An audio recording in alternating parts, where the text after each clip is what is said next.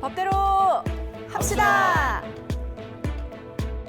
네, 알고 있으면 유용한 법률 정보가 가득합니다. 법대로 합시다 더 로이어. 오늘도 일상 속에서 겪을 수 있는 다양한 법적 분쟁들 살펴보고요. 속이 시원해지는 해결책도 알아보도록 하겠습니다. 자, 오늘 첫 번째 사건 어떤 내용인지 화면으로 함께 하시죠.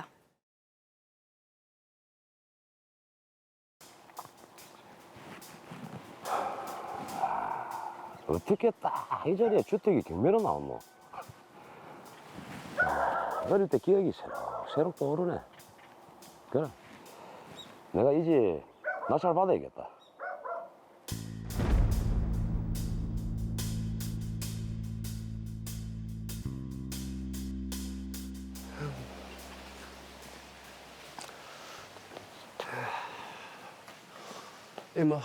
건물을 올릴 때가 이 동네입니까? 예, 가까운 곳에 공원도 있고 역세권의 위치가 진짜 좋거든요. 그러네요. 2층 규모로 짓고 싶다고 하셨죠?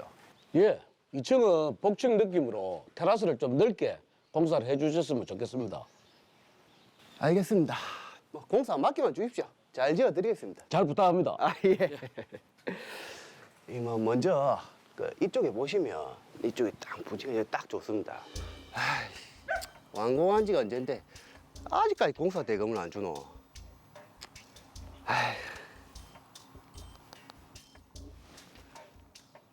예, 사장님. 공사 대금 언제 주실 겁니까? 몇 달만 좀 더 기다려 주세요. 갑자기 사정이 좀 어려워서 어떻게든 돈 마련해 드리겠습니다. 아니, 지금 기다려달란 말을 몇 번째 하십니까? 안 주고 싶어 안 주는 게 아니라 사정이 좀 어렵다니까요. 안 되겠네. 이 건물 유치권 행사할 거니까 그렇게 하세요.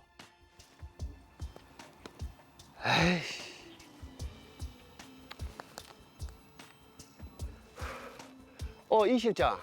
로이어구에 공사했던 단독주택. 공사 대금 안 줄 작정이니까 여기 유치권 행사 좀 현수막 하나 제작해라. 그래, 알았다.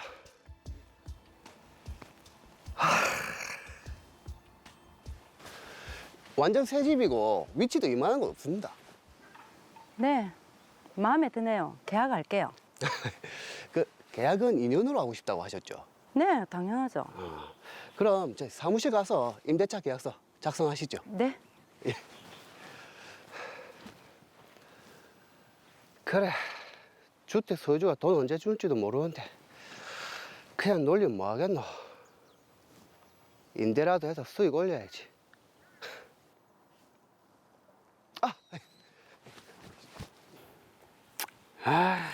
세입자 나가고 6개월이 지났는데 새로 들어오겠다는 임차인이 없네. 백 사장은 여전히 돈 줄 생각도 없고, 그냥 공실로 두기엔 아까운데. 여기저기 계속 올려보자.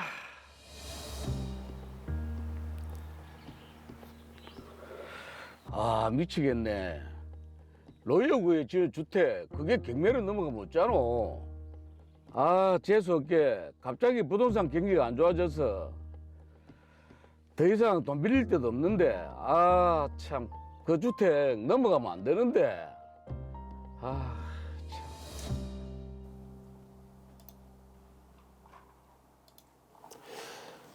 이제 아파트는 깝깝하고 마누라랑 둘이서 주택에서 노를 보내고 싶은데 괜찮은 물건이 경매에 나왔나 한번 볼까?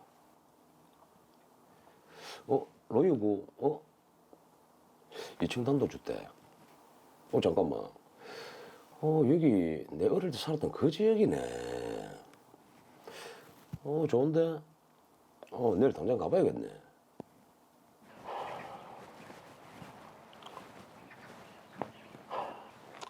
여기 맞네. 30년 전에는 다 연립이었는데. 참. 이 동네도 참 많이 변했네. 그래도 이 동네만큼 살기 좋은 것도 없지. 주변 건물 시세는 8억인데. 이 주택 경매가는 4억이라. 가격도 좋고 딱이네. 이 주택 낙찰 받아야 되겠다, 꼭.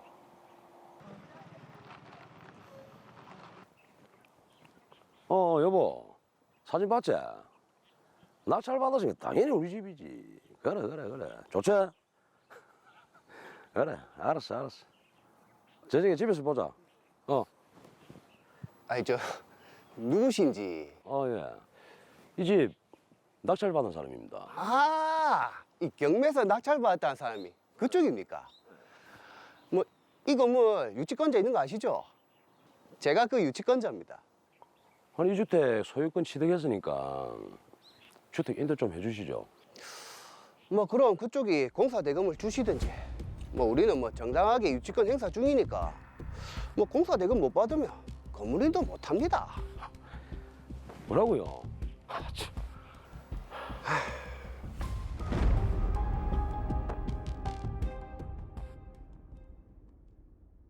네, 상황이 참 단단히 뭔가 꼬인 느낌인데 경호 씨도 참 난감하게 됐네요. 그렇죠. 경매에서 주택을 낙찰을 딱 받았는데 유치권자가 떡하니 버티고 서 있으니까 굉장히 난감한 상황입니다. 빨리 해결을 해봐야 될 것 같습니다. 사건 정리합니다. 더 로이어 사건 번호 제371호입니다. 장도영 씨가 운영하는 건설사는 백철수 씨의 의뢰를 받아 단독주택을 지었습니다. 그런데 백철수 씨가 공사 대금을 주지 않았고 이에 유치권을 행사해서 건물을 점유하고 있었는데요.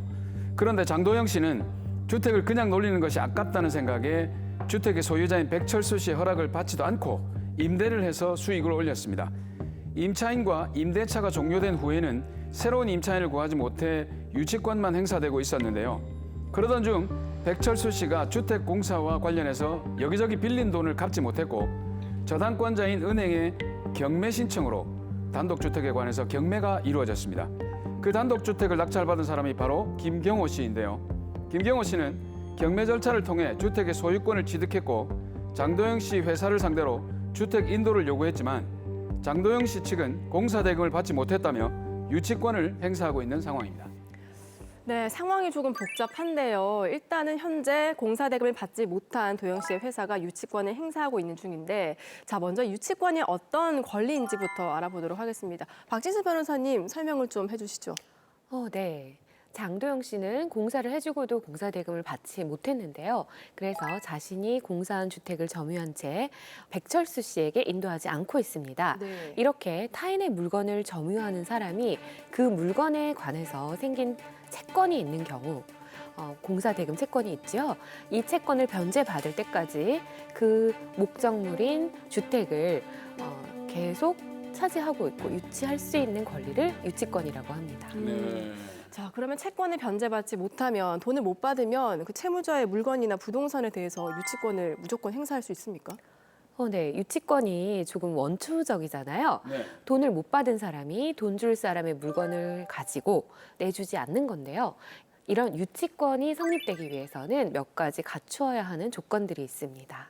자, 그러면 유치권 성립을 위해서 갖추어야 할 조건 어떤 게 있습니까? 네. 우선 첫째, 유치하는 물건에 관해서 성립한 채권이어야 되고요. 두 번째, 그 채권의 변제기에 있어야 합니다. 세 번째로는 그 물건을 계속 점유하고 있어야 되고요. 네. 네 번째로는 유치권 성립을 배제하기로 하는 특약이 없어야 합니다. 특히 민사 유치권에 있어서는 채권과 목적물 간의 관련성이 인정이 되어야 되는데요. 건물 공사 대금 채권은 이 건물과 직접 관련이 있기 때문에 유치권이 인정이 되는 거고요. 하지만 건축 자재에 대한 대금 채권이나 설계 용역 대금 채권 그런 것들을 피담보 채권으로 하는 그런 건물에 대한 유치권은 직접적인 관련성이 없기 때문에 인정되지는 않습니다. 네. 이 사건의 경우에 주택 자체에 대한 공사 대금 채권이 그 주택과의 관련성이 인정이 되기 때문에 유치권이 성립을 하는 것으로 보입니다. 자, 그럼 드라마 사례의 경우 장도영 씨의 회사의 유치권이 성립이 되었네요. 네, 장도영 씨는 이 사건 물건인 주택에 대해 공사대금 채권을 가지고 있고요. 네. 주택을 완공해서 공사대금 채권은 변제기에 있죠. 그리고 인도되기 전이기 때문에 점유를 하고 있었고요. 네네. 특별히 유치권을 배제하기로 하는 특약도 없었던 것으로 보입니다. 이처럼 장도영 씨는 유치권의 성립 요건을 모두 갖추어서 적법한 유치권이 성립됐습니다. 자, 그런데요. 장도영 씨는 백철수 씨에게 공사 대금을 못 받아서 유치권을 행사하고 있던 중이었는데, 자, 그런데 결국 주택은 경매로 지금 김경호 씨가 낙찰을 받은 거잖아요. 그렇죠. 예, 장도영 씨는 단독주택을 낙찰받은 김경호 씨에게 공사대금을 대신 갚아달라 이렇게 주장을 하고 있는데 김경호 씨가 장도영 씨에게 공사대금을 대신 줘야 되는 건가요? 그러게요. 네, 우선 김경호 씨처럼 경매에 의해서 부동산의 소유권을 취득한 사람을 경락인이라고 하는데요. 네. 민사집행법 제91조 제5항은 경락인은 유치권자에게 그 유치권으로 담보하는 채권을 변제할 책임이 있다라고 규정하고 있습니다. 네. 유치권자는 경락인에게도 인도를 거절할 권능이 있기 때문에 경락인이 경락받은 물건을 인도받기 위해서는 사실상 공사대금을 대신 줘야 합니다. 그러니까 이게 김경호 씨가 주택을 인도받기 위해서 장도영 씨에게 공사대금을 지급해 줘야 한다는데 이게 말하자면 그 주택과 관련된 채무를 김경호 씨가 인수했다 이렇게 봐야 되는 건가요? 우리 사무장님 역시 채무인수까지 생각을 해봐 주시고 좀 예리하신데요. 네, 법대 나왔거든요. 네. 그런데 판례는 민사집행법상에 아까 말씀드렸던 변제할 책임이 있다라고 한 것을 채무인수로까지 볼 것은 아니라고 하면서요. 부동산상의 부담을 승계한다라는 정도로만 보고 있습니다. 쉽게 말하면 유치권의 효력은 피담보 채무를 변제받을 때까지 그 목적물을 유치할 권리, 인도를 거절할 수 있는 권능까지만 있는 것이고요. 유치권자는 단순히 자신의 채권을 변제받을 때까지 그 부동산의 인도를 거절할 수 있을 뿐 유치권자가 직접 경락인에게 채권의 변제를 요구할 수는 없습니다. 네. 단지 채무 변제가 있을 때까지는 경락인에게도 똑같이 목적물의 인도를 거부할 수 있다라는 정도인 것이지 채무를 인수한 것으로 볼 것까지는 아닙니다. 네. 자, 정리를 해보면요. 지금 경락인이 대신 채무를 갚아줘야 하는 것은 아니고 도영 씨 측은 철수 씨에게서 공사 대금을 받을 때까지 경락인인 경호 씨의 주택 인도 요구를 거절할 수 있다. 이 말씀인 거네요. 맞습니다. 정확합니다. 장도영 씨 회사의 유치권이 유효하게 성립이 됐다면 공사대금과 관련한 채무자인 백철수 씨로부터 변제를 받을 때까지 경락인인 김경호 씨에게도 주택의 인도를 거절할 수가 있습니다. 네. 그런데 현실적으로는 시간이 지날수록 유치권자나 경락인이나 양쪽 다 손실이 늘어날 수밖에 없겠죠. 네. 그렇죠. 네, 그렇기 때문에 서로 합의를 통해서 경락인이 건물에 관한 채무를 대신 변제를 해주고 건물을 인도받는 경우가 많습니다. 그래서 유치권에는 사실상의 우선 변제 효력이 있다라고 합니다. 네. 자, 그런데 건물주였던 백철수 씨는 뭐 공사 대금을 줄 가능성이 거의 없어 보이고요. 지금 장도영 씨도 공사 대금을 받기 전에는 주택을 인도해 줄 마음이 없는 것 같은데 결국에는 지금 낙찰자인 김경호 씨가 공사 대금을 대신 줘야 건물을 받을 수 있을 것 같은데요. 네, 일반적으로는 경락인이 그 채무를 결국 변제하고 인도받을 수 있기 때문에 그렇습니다만 이 사건의 경우는 또 일반적인 경우와는 달리 좀 특별한 이유로 김경호 씨가 장도영 씨의 회사를 상대로 유치권의 소멸을 주장할 수 있을 것으로 보이고요. 그렇게 되면 공사대금을 대신 지급해주지 않다 하더라도 주택의 인도를 청구할 수 있을 것으로 보입니다. 김경호 씨가 장도영 씨 회사를 상대로 유치권 소멸을 청구할 수 있다고요? 네. 민법은 유치권 소멸 사유를 규정을 하고 있는데요. 유치권자의 위법한 권리 행사가 있는 경우 유치권은 소멸을 하고요. 일반 채권자로 그냥 되는 것입니다. 네. 민법 제324조 제2항에 따르면 유치권자는 채무자의 승낙 없이 유치물의 사용, 대여 또는 담보 제공을 하지 못한다고 규정하고 있고요. 유치권자가 이를 위반한 때에는 채무자는 유치권의 소멸을 청구할 수 있기 때문에 이 사건에서도 좀 소멸 청구를 할 수 있을 것으로 보입니다. 네. 아까 보니까 장도영 씨가 백철수 씨의 허락을 받지 않고 임대를 했거든요. 이게 아까 그 조문에 있는 마음대로 주택을 사용하거나 대여한 것 여기 해당되는 것 같은데 그럼 이게 유치권 소멸 사유가 되겠네요. 네, 맞습니다. 네. 장도영 씨는 아까 유치권에 기해서 주택을 점유를 하고 있으면서 채무자인 백철수 씨의 승낙 없이 주택을 다른 사람에게 임대해서 수익을 올리는 그 장면이 있었죠. 네네. 이는 유치권 소멸 청구 사유에 해당이 됩니다. 그래서 유치권을 행사할 때는 채무자의 승낙 없이 이를 뭐 마음대로 사용 수익하면 안 되고요. 그대로 곱게 유치만 하고 있어야 하고요. 사용하거나 담보로 제공하거나 하게 되면 안 됩니다. 자, 그런데 변호사님, 지금 김경호 씨가 경매를 통해서 주택의 소유권을 취득을 한 때를 보면 이게 장도영 씨가 임대 행위를 종료한 이후고요. 그때는 유치물에 임차인이 없고 이게 공실이었는데 이런 경우에도 유치권 소멸 사유를 주장할 수 있습니까? 네. 우리 아나운서님 질문이 좀 예리하십니다. 결론부터 말씀드리자면 네. 마찬가지로 유치권 소멸 청구를 할 수 있습니다. 비슷한 사안에서 유치권 소멸 청구에 대해서 유치권자가 계속 유치권을 주장을 하기도 했었는데요.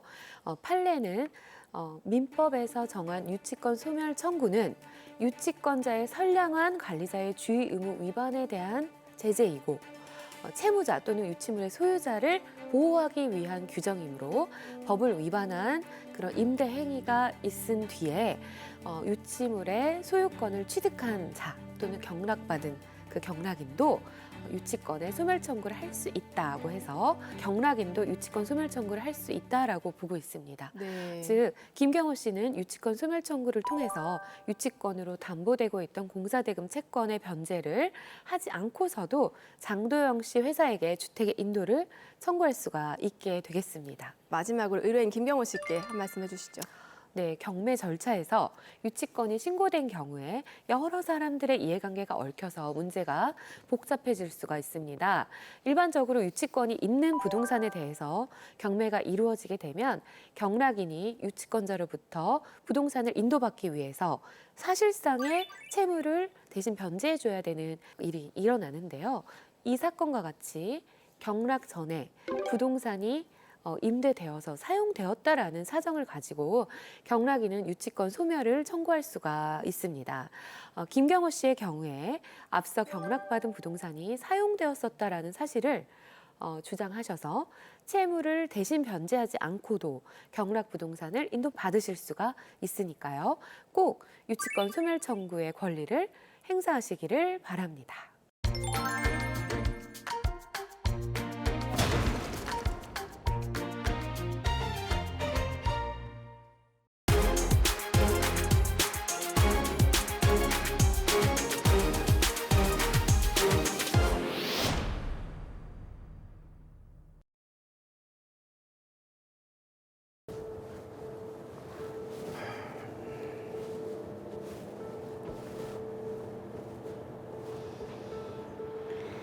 할머니 상 치른다고 새엄마가 고생했네. 뭐 식도 안 흘린 며느리 10년 동안 돌봐줬는데 당연히 해야지. 그럼 며느리 도리할 수 있어서 다행이지. 아빠는 꼭 말을 그렇게 하더라. 내가 뭘. 됐고 집에 나가자.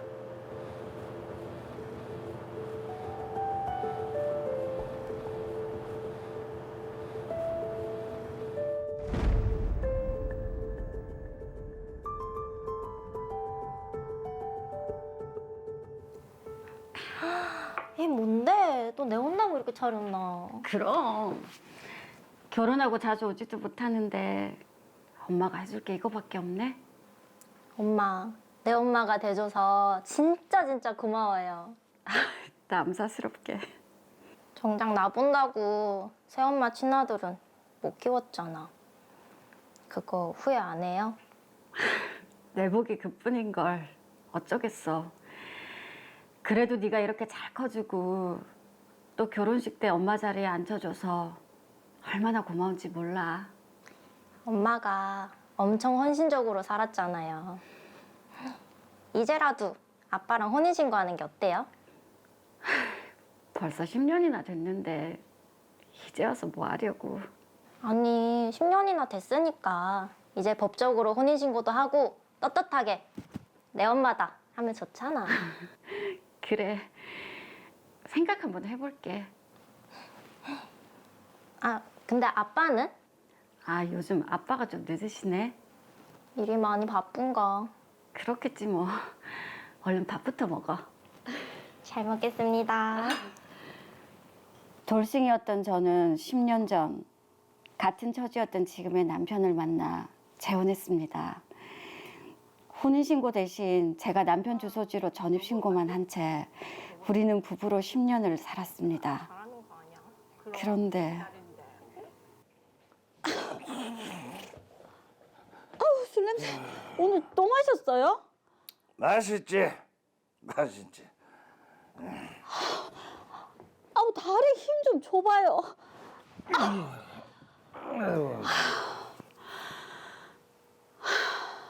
진짜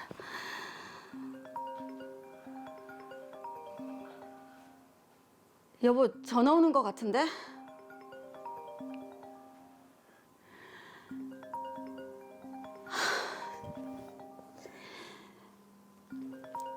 이 밤에 무슨 전화냐고. 아, 문자네. 이게 무슨 말이야?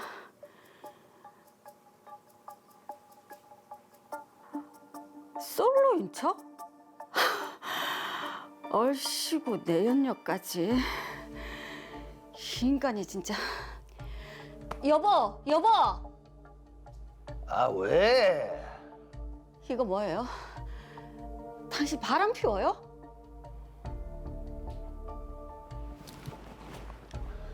왜 남의 전화를 뒤지고 그러는데? 뭐라고요? 이거 엄연히 프라이버시 침해다. 부부 지간에도 엄연히 지켜야 될 선이 있는데 당신이 이거 선 넘은 거다. 당신 지금 바람 피는 거 모면하려고 그러는 모양인데 그런 일 없다. 증거 있나? 증거? 아, 됐고. 어지러우니까 다음에 이야기하자. 아유, 머리.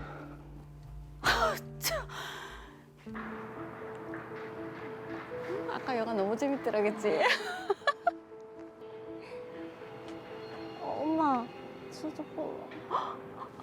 지은아 잘못 본 거다. 엄마. 너 아무것도 못 본 거야 알겠지? 가자 어서 가자.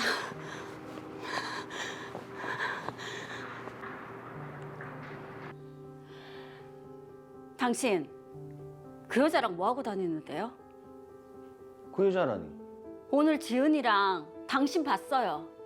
지은이랑? 당신 얘기 데리고 많은데 가게에서 장사나 할 것이지. 뭐라고요? 내가 벌어다 준 돈으로 당신이 자꾸 뻘짓이 나고 다니니까 그렇지. 뭐 뻘짓? 말 다 했나? 이 어디서 남편 알기를 우습게 알고. 그날 이후 저희는 자주 다투었고 관계는 나아지지 않았습니다. 아, 됐고 우리 이혼하자. 뭐 이혼이요? 네 이혼하고 오갈 데 없을 때 불쌍해서 내가 데리고 온 거 알지? 그냥 몸만 나가면 되겠네. 불쌍? 당신 말이 너무 심한 거 아니에요? 뭐가 심한데? 그리고 니랑 내랑 혼인신고도 안 했는데 니 무슨 자격으로 내한테 자꾸 이래라 저래라 하노? 됐고 이 집 나갈 때나 연락해라. 그 길로 집을 나가버린 남편은 한동안 연락이 두절됐습니다.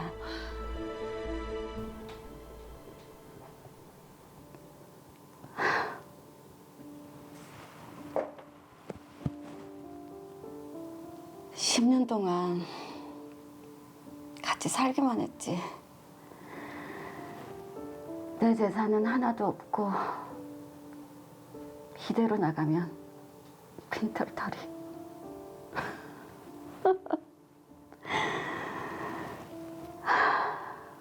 혼인신고도 안 해서 이혼도 안 되는 건가?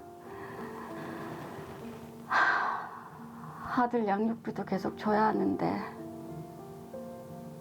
어떻게 해야지?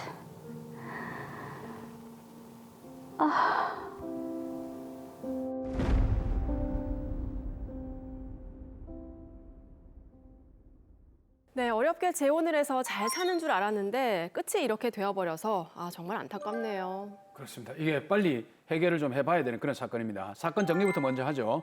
더 로이어 사건 번호 제372호입니다. 이혼의 경험이 있었던 박영지 씨는 10여 년 전 비슷한 처지의 도준영 씨를 만나 가까워지게 됐고 두 사람은 함께 살기로 했습니다. 한 번의 아픔이 있었던 탓에 두 사람은 따로 식은 올리지 않았고 박영지 씨가 도준영 씨 세대로 전입신고를 한 후 함께 살았습니다.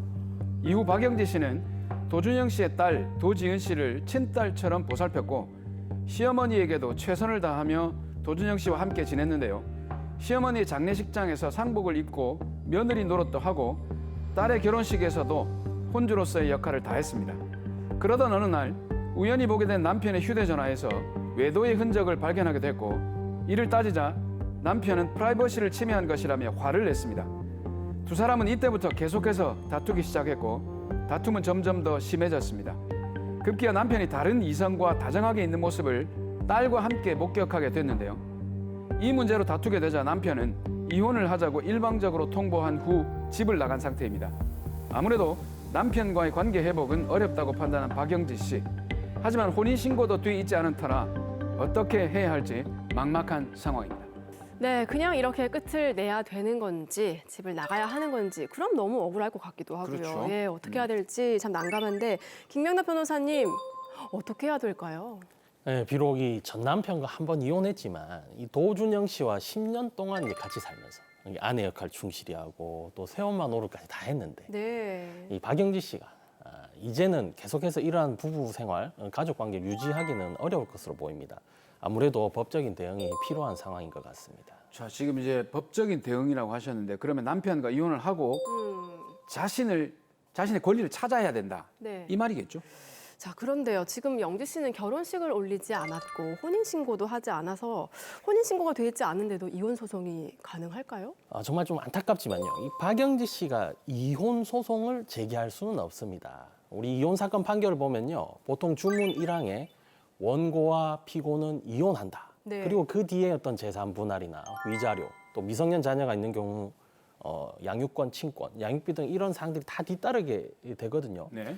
여기서 원고와 피고는 이혼한다 해서 그 이혼한다는 주문은 법률상 혼인신고를 해소한다는 것입니다. 네. 그래서 이혼 사건 판결문을 갖고 가면요, 이게 이혼 신고를 할 수 있거든요. 네. 그런데 이 혼인 신고를 하지 않은 박영지 씨는 이혼 소송을 청구할 수는 없는 것이겠죠. 자, 이 10년을 같이 부부처럼 살았는데 이혼 소송이 안 된다면 그럼 두 사람은 법적으로 부부가 아니다라고 봐야 하는 건가요? 우리가 보통 이게 혼인 신고를 한 부부 관계를 법률혼이라고 부르고 있는데요. 예. 이 박영지 씨처럼 혼인 신고는 하지 않았지만 사실상 부부로 평가받을 수 있는 경우에는 이 사실혼으로 혼인 관계를 법적으로 인정받을 수가 있습니다. 다만 이 법률혼, 그러니까 이게 혼인 신고가 된 부부 관계를 해소하는 이혼 소송은 청구할 수 없을 뿐이지 이를 제외한 재산 분할이나 위자료 등을 청구하는 소송은 가능합니다. 이러한 소송 우리가 사실혼 관계 부당 파기에 따른 손해배상 소송이라고 부르고 있습니다. 지금 말씀하실 때 일단 사실상 부부로 평가받을 수 있는 경우라고 말씀을 하셨는데 그렇다면 이게 법률혼으로 봐줄 수 있다라는 얘기 같거든요. 어떤 경우가 있습니까? 네, 우리가 이 주관적인 요건과 이 객관적 요건이 이게 다 충족해야 사실혼으로 인정받을 수가 있는데, 네. 자, 주관적인 요건이란 것은 이 당사자 사이에 혼인의 의사가 있어야 한다는 것이고요. 네. 이 객관적인 요건은 부부 공동 생활을 인정할 만한 그런 혼인 생활의 실체, 이것이 존재해야 합니다. 자, 혼인 생활의 실체, 그러니까 구체적인 혼인 생활의 정황이 있어야 한다는 뭐 그런 뜻인 것 같은데, 근데 지금 남편 도준영 씨는 결혼식을 하지 않았기 때문에 부부가 아니다라는 식이거든요. 네, 물론 이제 결혼식이라는 것이 굉장히 중요한 요소인 건 맞죠. 네. 그렇지만 이 결혼식을 하지 않더라도 부부로 서로 생활했다면 이 부부로 봐줄 수 있는 것입니다. 드라마 사례의 경우에도요, 이 결혼식은 좀 굳이 필요하지 않았던 그런 상황인 것으로 보이고요. 10년 이상 재혼하듯이 서로 생활했는데 이 단지 결혼식만 하지 않았다고 해서 이게 부부가 아니다 이렇게 단정한 것은 너무 좀 무리한 해석으로 봐야겠죠.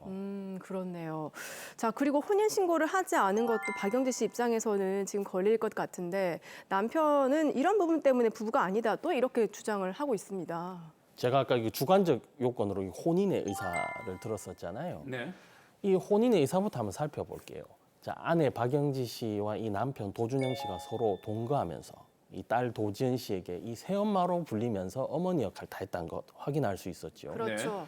그리고 이 지은 씨 결혼식에 이 박영지 씨가 어머니로서 참석했다고 했던 사정도 있고, 또 시어머니도 이 박영지 씨를 며느리로 봐주었고 그 장례식장에 상복을 입고 네. 이 장례까지 치렀다고 해요. 이런 모든 상정들은 박영지 씨가 아내가 아니면 불가능한 일 아니겠습니까? 그러니까 이 당사자 사이에 혼인의 의사로서 함께 부부 생활을 했다고 충분히 볼 수 있겠지요. 네. 혼인의 의사, 그러니까 주관적인 요건이 이제 충족이 됐다고 봐야 되는데 그렇다면 이제 객관적인 요건은 어떻습니까? 네, 이제 객관적인 요건을 볼게요. 이 박영지 씨와 남편 도준영 씨는 먼저 같은 집에 전신고에서 함께 동거하고 있었죠. 그리고 제가 좀 더 사건을 조사해 보니까 이 두 사람은 소득과 재산을 서로 공유하면서 경제적 공동체를 사실상 형성하고 있었단 말이죠. 네. 비록 이 재산 대부분의 명의만 이 남편인 도준영 씨 앞으로 되어 있었지, 이 아내 박영지 씨도 자신이 벌어둔 소득이나 재산을 함께 지출하고 소비할 수 있도록 기여한 부분들이 분명히 확인이 되었습니다. 그렇기 때문에 충분히 이 사실혼의 객관적 요건도 충족될 것으로 보입니다. 네, 여느 부부와 마찬가지로 생활을 하고 계셨던 건데 그럼 박영지 씨는 사실혼으로 인정받을 수 있는 거네요. 맞습니다. 이 사실혼은요, 이혼의 절차가 따로 필요가 없기 때문에 일방의 의사만으로도 파기가 가능한데요. 네. 근데 이 드라마의 경우는 어떻게 됐습니까? 이 도준영 씨가 다른 여자와 부정한 관계 맺고 또 연락을 끊으면서 이렇게 가출하면서 사실혼을 부당하게 파기했거든요. 그러니까 박영지 씨는 사실혼 부당 파기에 따른 손해배상을 청구한 형태의 소송을 반드시 제기해야 할 상황으로 보인다는 것이죠. 네. 자, 사실혼 부당 파기에 따른 손해배상 소송. 자, 이거는 이혼 소송이 아니라 손해배상이니까 민사 소송인 것 같은데 그럼 가정법원이 아니라 이게 지금 민사법원에서 사건을 판단하게 됩니까? 굉장히 좋은 질문이신데요. 사실 그래서 이 손해배상을 전문으로 하는 제가 이 사건 해결에 좀 나서게 된 것입니다. 네. 이 사실혼 부당 파기에 따른 손해배상 사건은요, 민사의 영역이긴 하지만 우리 가사소송법 제2조 제1항을 보면 이 가나다라마에서 이렇게 사건의 종류를 열거하고 있거든요. 그 중에 다류 사건에 사실혼 관계의 부당 파기로 인한 손해배상 청구가 포함이 되어 있습니다. 그래서 민사법원이 아니라 이 가정법원에서 이 사건을 관할하게 됩니다. 네. 좀 독특하게도 이 사건의 종류는 손해배상이지만 박영지 씨는 이 가정법원에 소송을 제기해야 합니다. 야, 그럼 이게 사건의 종류는 손해배상이지만 가정법원에 소를 제기해야 된다. 이 말이 혹시 손해배상의 어떤 항목이나 이런 게 좀 달라지나요? 어떻습니까? 이 사실혼 관계의 배우자가 일방적으로 사실혼 부당하게 파기함으로써 발생하는 또 위자료, 그리고 재산 분할 등을 이제 청구하는 구조가 되는데요. 보통 이혼 소송을 할 때도 재산 분할이나 위자료는 보통 하는 경우가 많이 있잖아요. 그렇죠. 예. 그것과 거의 비슷한데 실무상으로도 사실 가정법원에서 이혼 사건과 이렇게 유사한 절차로 다 진행을 하고 있습니다. 자, 어쨌든 이게 손해배상 사건이니까 입증할 게 참 많을 것 같은데요. 도준영 씨가 만약에 실제 부부가 아니다라고 주장을 한다면 지금 아내인 영지 씨는 어떻게 대응해야 될까요? 네, 박영지 씨는 약 한 10년 동안 동거를 했으니까 예. 부부로 볼 만한 충분한 증거들이 아마 많이 있을 거예요. 그렇죠. 예. 먼저 이제 박영지 씨가 전입신고한 내역 보면 도준영 씨와 동거했다는 점이 나오게 되고, 딸 도진 씨와의 결혼식에서 이 어머니로 이게 참석했던 점, 네. 그리고 시어머니의 이게 장례식에서 상복 입고 며느리 노릇을 한 점, 그걸 목격한 주변 사람들이 많이 있겠죠. 그렇죠. 그런 예. 주변 사람들 진술이라든지 특히 이 재산 형성이나 유지와 관련해서는 어떻게 노력했는지 뭐 계좌 내역 등 이런 다양한 증거로서 부부 관계임을 충분히 입증할 수 있을 것으로 보입니다. 자, 그럼 그렇게 해서 소송을 한다면 지금 영지 씨가 받을 수 있는 손해배상은 어떻게 되겠습니까? 예, 제가 아까 위자료 청구, 재산 분할 청구가 가능하다고 말씀드렸죠. 네. 이 두 사람이 혼인 관계를 유지한 약 한 10여 년 동안 서로가 형성 유지한 재산을 분할해 달라고 이게 재산 분할 청구를 할 수 있는 것입니다. 거기다가 남편 도준영 씨가 이 부당한 사실혼 파기, 그러니까 자신의 어떤 부정행위에 이르고 가출한 것이 문제가 되니까 이 사실혼 관계를 일방적으로 파기한 점에 대해서는 정신적 피해에 대한 위자료 청구도 할 수 있는 것이죠. 야, 이게 진짜 10년 동안 아내 노릇을 했는데 부부가 아니라고 그냥 빈손으로 나가라고 하니까 예. 이 남편이 너무 얄밉습니다. 이 좀 그냥 그 속된 말로 이제 확 좀 많이 받아낼 수 있는 방법이 없을까요? 맞습니다. 이게 어떻게 이게 부부로 다 볼만한 건데 저렇게 뻔뻔하게 행동할까 좀 그러니까요. 이해가 안 될 수도 있겠지만 그런데 이런 남편의 이러한 행동은요 아무래도 이 재산 때문에 재산 때문에 그런 걸로 보입니다. 이 사실혼 관계에서 보다 많은 재산 명예를 가진 쪽은 재산 분할에서 분리할 수가 있으니까 10년을 같이 살았다고 하더라도 혼인신고 안 했으니까 서로 부부 아니다. 이렇게 주장할 동기가 아주 충분한 것이지요. 사실 대부분 사실혼 사건이 그렇습니다. 명의상 재산을 많이 가진 쪽은 우린 부부가 아니었어 이렇게 주장하고 반대쪽에서는 부부가 맞다 이렇게 주장해서 서로 팽팽하게 맞서는 경우가 굉장히 많습니다. 네. 아, 저런 사람을 믿고 산 10년의 세월이 참 씁쓸합니다. 그렇죠. 예. 아. 자, 그러면 재산이 많으니까 남편이 혹시나 재산을 미리 빼돌릴 수도 있지 않을까 싶은데 그럼 미리 재산을 뭐 압류하거나 이런 절차가 좀 필요할까요? 물론 가능합니다. 근데 이제 혼인 신고를 마친 이제 일반적인 그 이혼 사건에서도요, 이 재산 분할 청구권을 보전하기 위해서 뭐 가압류, 가처분, 사행위 취소 소송 이런 걸 다 병행하는 경우가 많잖아요. 네. 마찬가지로 이런 절차를 거칠 수는 있는데 다만 이 사실혼 관계는 혼인 신고가 안 되어 있으니까 사실혼이 맞냐 안 맞냐에 대해서 좀 더 먼저 까다로운 어떤 소명이나 증명이 필요한 것은 좀 박영지 씨가 감수하셔야 합니다. 자, 정리해 보겠습니다. 마지막으로 박영지 씨께 한 말씀 해주시죠. 네, 박영지 씨 어찌 보면 2번을 이혼하는 셈이라서 정신적으로 아마 많이 힘드실 겁니다. 하지만 약 10년간의 그 세월을 보상받기 위해서는 법적 대응이 불가피한 상황인 것 같습니다. 일단 사실혼 관계를 증명할 만한 여러 증거가 있으실 테니 잘 정리해 보시고요. 이 사실혼 부당 파기에 따른 손해배상 소송을 제기할 필요가 있습니다.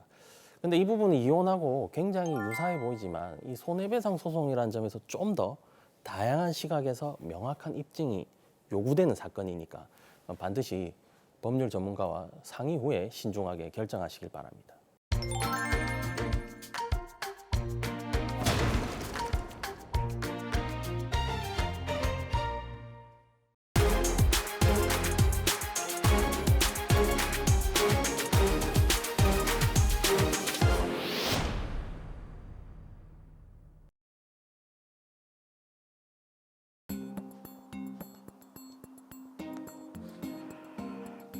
이번 달 생활비 보냈다.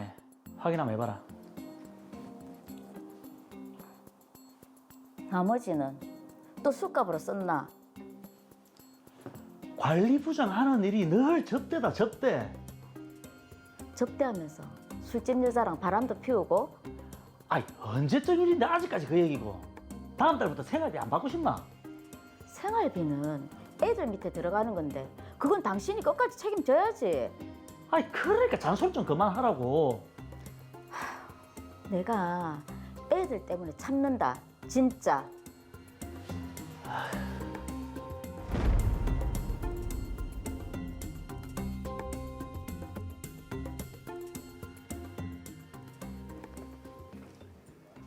아니, 대출금이 그렇게 밀렸다고요?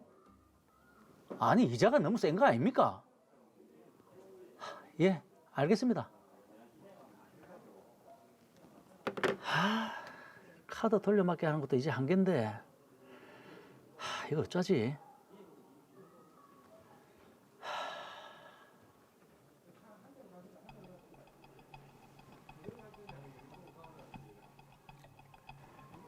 그래, 아무래도 그 방법밖에 없겠다.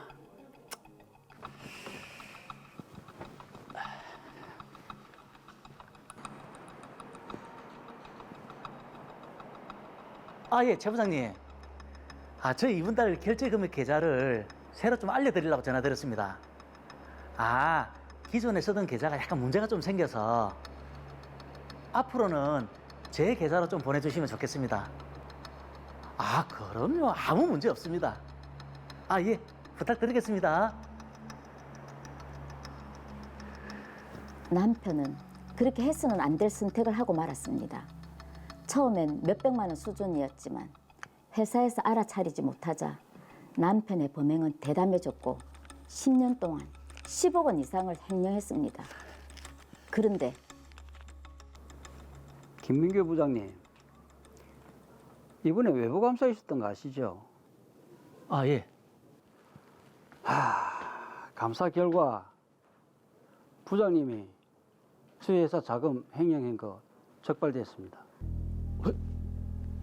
횡령이라니요?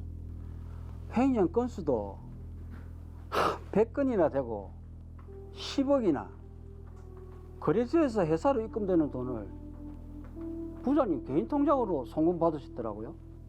아, 그건 그리고 회사 도장 찍힌 서류로 기현이한테 직접 가서 회사 자금도 받아 가셨더라고요. 문서 유조는 범죄인 거 아시죠? 죄송합니다. 제가 채무가 너무 많아서 그만. 한 번만, 딱 한 번만 봐주십시오. 아니 10년 동안 10억이나 참, 아니 간도 크십니다. 감사팀에서 의견은 경찰에 신고하는 건데 그동안 회사를 위해서 노력한 공도 있으니 변제의 기회를 주라는 사장님 의견이십니다. 변제 후에는 당연히 인사조치 있을 것이고 언제까지 변제하시겠습니까? 예, 가고 싶은데 지금 당장은 돈이 없어서 저 한 번만 좀 봐주시면 안 되겠습니까? 아니 부장님이 변제 안 하시면 저희들은 경찰에 신고하는 수밖에 없습니다. 지금 이것도 많이 봐드리는 겁니다. 경찰 신고 그것만은 좀 제가 최대한 변제하는 방법을 찾아보도록 하겠습니다. 한 번만 봐주십시오. 다시는 이런 일이 없도록 하겠습니다. 그걸 저희가 어떻게 믿죠? 다음 주까지 변제하지 않으면 경찰에 횡령죄로 신고하겠습니다. 저 상무님.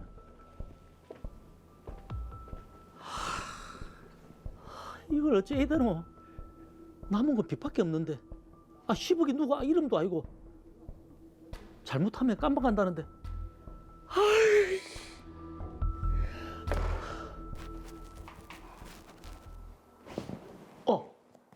당신 왔나? 웬일로 인사? 내한테 뭐 부탁할 거 있나? 그럼 그렇지. 뭔데? 당신 인감 정리서 하나만 좀 떼주라. 인감? 뭐 하려고? 회사에서 뭐 썰 일이 있다고 하네. 이 집이 당신 이름으로 돼 있잖아. 회사에서? 뭐 그래 꼬치꼬치 캐묻는데 그냥 떼달라고 하면 좀 떼주라. 내일 떼줄게. 그래 고마워.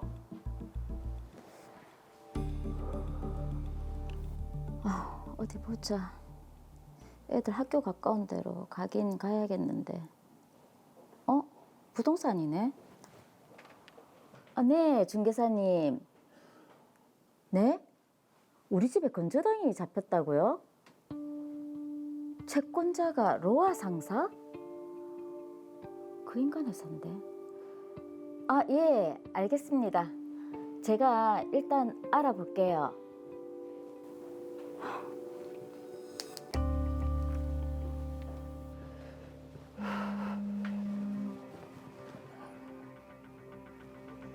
당신 우리 집에 건조당 잡았나? 여보. 그게 사실은 사실은 뭐? 내가 회사 돈에 손을 좀 댔는데 그거 합의하려면 담보가 필요하다고 해서 내가 해줬다. 횡령? 그럼 그때 인감증명서 떼달라는 것도? 집에 건조당권 설정하려고. 이 집은 내 집인데. 당신이 무슨 권리로? 여보. 안 그러면 내 감옥 가야 된다니까. 그건 내 알 바 아니고 내 가만 안 있을 거다. 내 인감증명서로 건조당권? 어림도 없다. 네, 당신 회사 상대로 소송할 거다. 여보.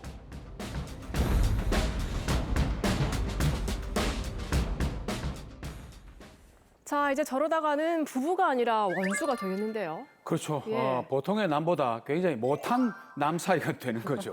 자, 빨리 해결을 해드려야 될 것 같습니다. 사건 정리합니다. 더 로이어 사건 번호 제373호입니다. 안시현 씨와 김민규 씨 부부는 관계가 소원해진 지 오래됐지만 자녀들을 봐서 형식적인 부부 사이를 유지하고 있었는데요.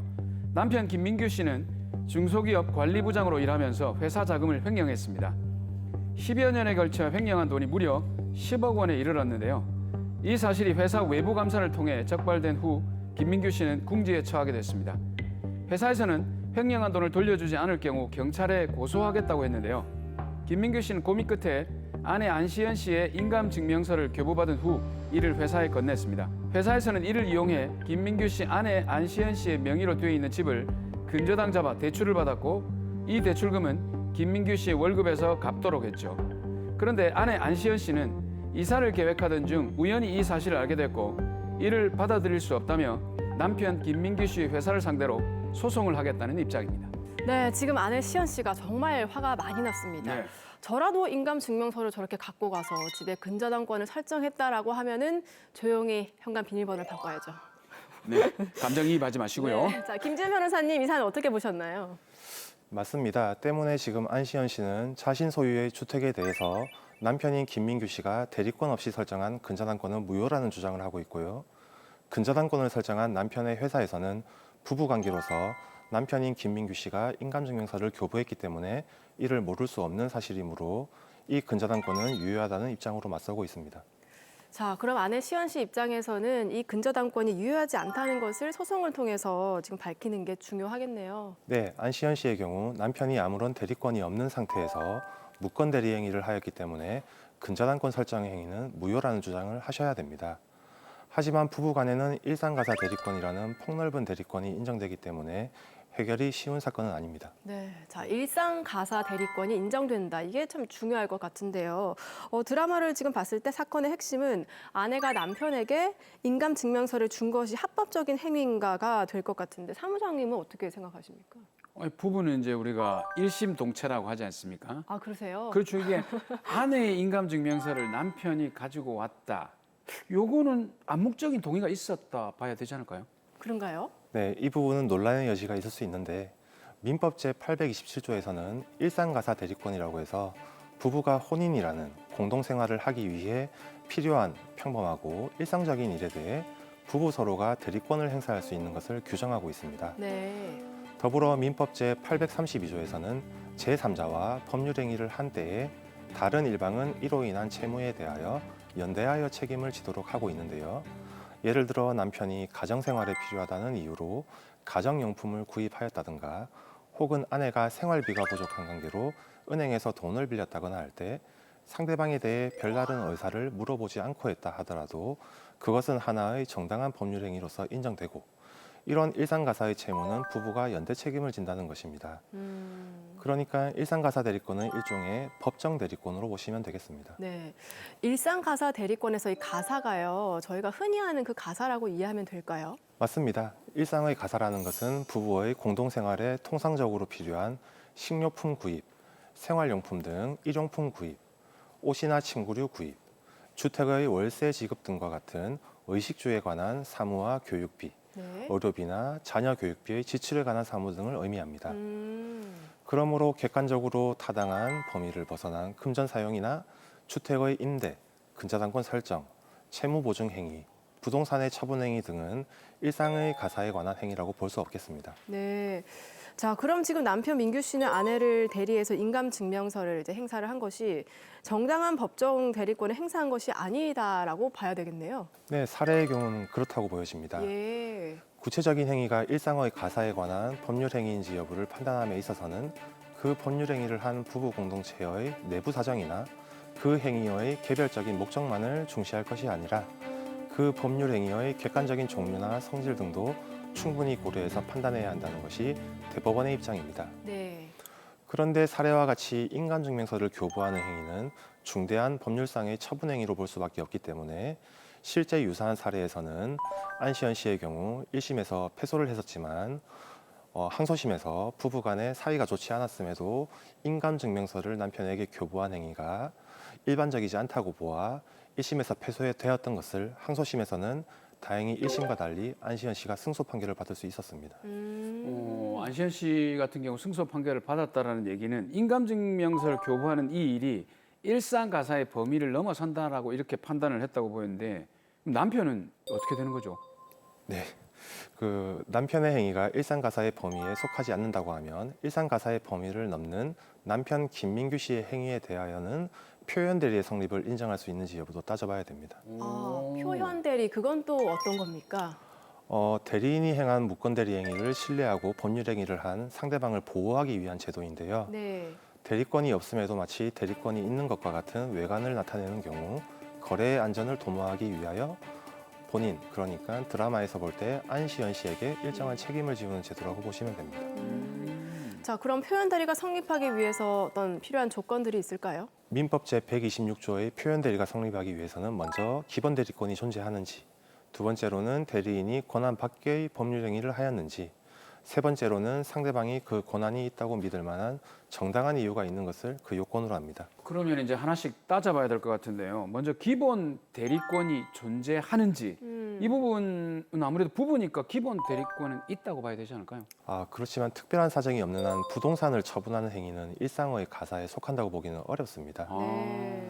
그러나 이 사건의 경우 인감증명서를 교부한 것으로 보아 기본 대리권이 존재한다고 볼 수 있을 것으로 보입니다. 네. 자, 그럼 두 번째는 대리인이 권한 밖의 법률 행위를 했는지인데 지금 남편의 행동은 권한 밖의 행위라고 봐야 되지 않을까요? 네, 사례에서 그 남편의 행위는 당연히 권한 밖의 행위로 볼 수밖에 없기 때문에 네. 이 역시 표현 대리 요건에 해당한다고 보여집니다. 자, 그리고 제일 중요한 게 세 번째 정당한 이유인 것 같은데요. 이게 어떻습니까? 대부분 실무적으로 이와 같은 사건에서 쟁점이 되는 부분이 모두 이 지점입니다. 정당한 이유란 쉽게 말해서 거래 상대방의 입장에서 대리인이 대리권을 가지고 있다고 믿는데 과실이 없어야 한다는 것을 말하고, 과실 여부는 계약 성립 시를 기준으로 판단해야 한다고 판례는 보고 있습니다. 그러면 과실이 있다 없다 이거 지금 판단하기가 애매한데 이 사건에 대해서 법원이 어떻게 판단할 것 같습니까? 네, 실제 이 사건의 경우 1심 법원은 인감증명서를 교부하는 행위는 중대한 법률관계의 변동을 감수하는 것으로 회사 입장에서는 안시연 씨가 남편에게 처분 행위에 관한 대리권을 수여했다라고 봐서 안시연 씨는 패소 판결을 받게 되었습니다. 네. 그러나 항소심 법원은 이를 달리 봤습니다. 항소심은 남편이 횡령자금 대부분을 유흥비로 탕진하였고 위 횡령자금이 이 사건 주택 마련한 자금으로 사용되지 않은 점, 그리고 안시연 씨가 남편의 위와 같은 횡령자금 변제를 위해 자녀들과 거주하는 유일한 부동산인 이 집을 회사에 담보로 제공한다는 것은 매우 이례적인 점, 네. 그리고 회사가 안시연 씨에게 대리행위가 맞는지에 관한 직접 확인을 하지 않은 점을 근거로 안시연 씨는 다행히도 승소 판결을 받게 되었습니다. 자, 마지막으로 아내 안시연 씨께 한 말씀 해주시죠. 네, 결혼 기간 내내 힘들게 하던 남편이 마지막까지 큰 잘못을 저질러서 정말 속상하실 것 같습니다. 남편의 잘못으로 인해 자녀들과 거주하는 집이 강제 집행당할 위험에 처했지만 증거와 법리로 잘 대처한다면 이겨내실 수 있을 것으로 보입니다. 상심하지 마시고 법적 대응을 적극 고려하셔서 이 상황을 지혜롭게 이겨나가시기 바랍니다.